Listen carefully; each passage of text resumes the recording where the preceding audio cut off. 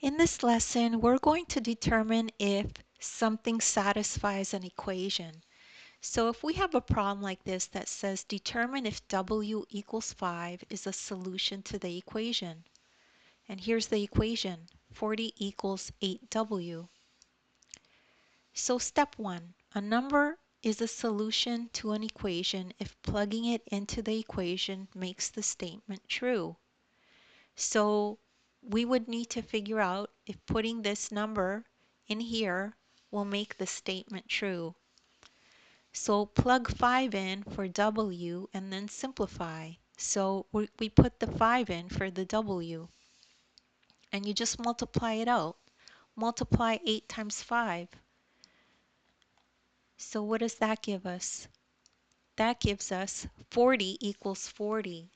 So in this case, yes, they are equal. And so W equals 5 is a solution to the equation 40 equals 8W. And that's the end of that. And don't worry if you don't understand that right away, just rewatch the video.